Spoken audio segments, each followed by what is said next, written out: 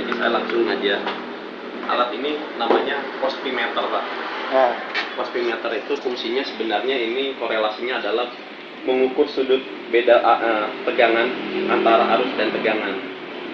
Nah, nilai ideal daripada pospi itu atau faktor daya itu adalah 1. Kita sebagai orang awam, pemakai listrik, kita tidak pernah bicara faktor daya.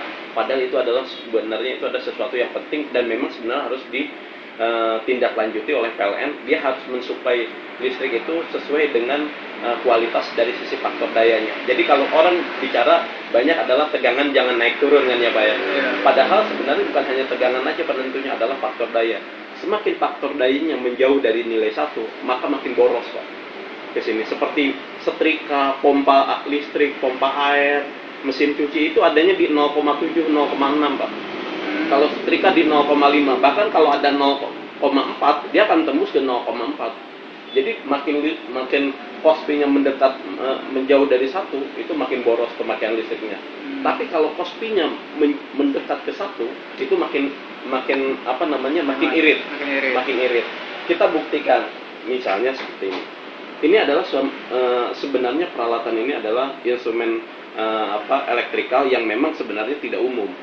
Hanya orang-orang yang mengerti tentang dalam artian begini. Kalau di rumah orang cukup pasang panel, ada ampere meter, ada voltmeter Pak. Iya. Tapi pospi itu jarang dipasang. Kan? Ya. Iya, betul. Karena memang harus ada perhitungan, cara menghitungnya juga ada. Nah, misal contoh begini. Ya, Pak ya. Ini katakanlah, ini pospimeter ini adalah alat untuk membaca beban yang ada di sini Pak.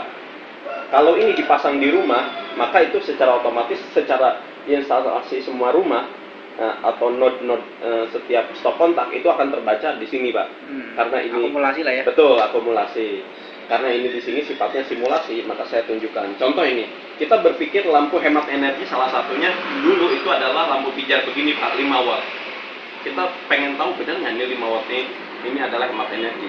Kalau kita lihat di sini Pak, ya Pak. Ini Pak. Ini nggak jauh beda kayak setrika Pak. Kenapa? Karena energi cahaya, energi listrik berubah ke energi cahaya dan energi panas, Bapak. Ini filamen. Tapi kenapa kalau kita bicara tentang hemat energi, makanya kenapa PLN bicara tolong menggunakan lampu hemat energi. Apa sih indikasinya? Kita lihat di sini, Pak.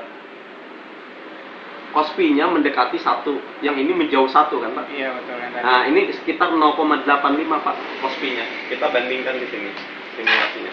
Ini perhitungannya secara matematis seperti ini Pak. Jadi 73 ampere. Ya Pak ya.